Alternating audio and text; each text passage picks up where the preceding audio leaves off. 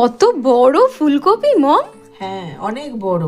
2-3 দিনের তরকারি হয়ে যাবে মনে হচ্ছে। হ্যাঁ 2 দিনে তো এমনি হয়ে যাবে। হ্যাঁ বিশাল, মানে বিশাল এত বড়। হ্যাঁ একটু অন্যরকম করে কিছু বানাই, চল দেখি কি বানাই। তো ফুলকপিটাকে কাটবে? হ্যাঁ ফুলকপিটা কেটে নি।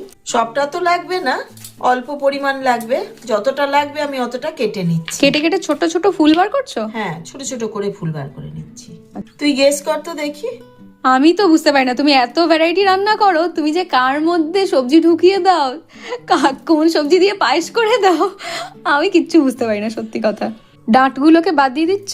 হ্যাঁ হয়ে গেছে ধোয়া? হ্যাঁ এটা না গরম জল দিয়ে অল্প করে ধুয়ে নিয়েছি। এদিকে কড়াইতে সর্ষের তেল গরম করে তাতে কেটে ধুয়ে রাখা ফুলকপিগুলো দিয়ে দিচ্ছি অল্প একটু লবণ আর গোলমরিচের পাউডার দিয়ে খুব ভালো করে নেড়ে লাল লাল করে ভেজে একটি প্লেটে তুলে নিচ্ছি। একই কড়াইতে আরেকটু সর্ষের তেল দিয়ে তাতে দিয়ে দিলাম শুকনো লঙ্কা, কালো জিরে ফোড়ন। ফোড়নটাকে ভেজে নিয়ে ডুমো করে কেটে রাখা বেগুন দিয়ে দিলাম। এখানে এক আটি পালং শাককে দেখুন এইভাবে ছোট ছোট করে কেটে ধুয়ে জল ঝরিয়ে নিয়েছি। এবার এই পালং শাকগুলো ভেজে রাখা বেগুনের ওপরে দিয়ে দিলাম। আগে এর মধ্যে লবণ হলুদ দেওয়ার দরকার নেই, কারণ পরিমাণটা অনেকটা কমে যাবে, তো যারা নতুন তারা এই সময় আন্দাজ করতে পারবে না হয়তো, সেই জন্য একটুখানি এটা মজে আসলে পরে তখন আন্দাজ করা যাবে কতটা লবণ দেবো আর কতটা হলুদ। দেখুন কতটা কমে এসছে, মজে গেছে তো অনেকটা কমে গেছে। এই সময় না পরিমাণটা খুব ভালো মতো বোঝা যাবে, তাই জন্য এবার দিয়ে দিলাম লবণ, হলুদ আর একটা চেরা কাঁচা লঙ্কা দিয়ে খুব ভালো করে নেড়ে মিশিয়ে নিচ্ছি। এই শাকের রেসিপিতে জল দেওয়া যাবে না, কিন্তু শাক থেকে প্রচুর জল ছাড়বে। এই যে দেখ এখনই ছেড়ে আসছে না, দেখ কতটা।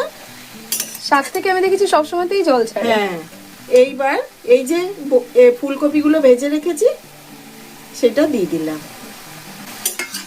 ভাজতে ভাজতে অনেকটা সেদ্ধ হয়েই আছে, বাকিটা এই যে শাকের থেকে যে জল ছেড়েছে এটাতেই সেদ্ধ হয়ে যাবে।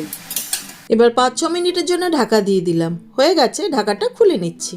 পুরো জলটা শুকিয়ে এসছে, একদমই শুকিয়ে গেছে। মানে ফার্স্টে জল ছাড়ে অতটা, তারপরে জল টেনেও যায়। হ্যাঁ ওটা টানিয়ে দিতে হয়, তা না হলে না ভালো লাগবে না। এইবার দিয়ে দিচ্ছি রাঁধুনি গুঁড়ো। রাঁধুনি গুঁড়ো? হ্যাঁ শিলপাটাতে গুঁড়ো করে নিয়েছি, তাহলে না অল্প জিনিসটা খুব সহজেই গুঁড়ো হয়ে যায়। আর দিয়ে দেবো অল্প একটু চিনি, এই 3-4 দানা। আচ্ছা আমি একটু ইন্টারাপ্ট করব?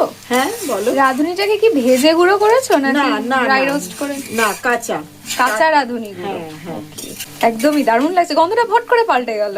গ্যাসটা অফ করে দিলাম, রেডি হয়ে গেছে। এবার সার্ভ করে দিচ্ছি। একটু খেয়ে দেখবো মা? হ্যাঁ আমি না একটু ফুলকপি দিয়েই দিচ্ছি, তুই খেয়ে দেখ। দারুণ হয়েছে মম, দারুণ হয়েছে।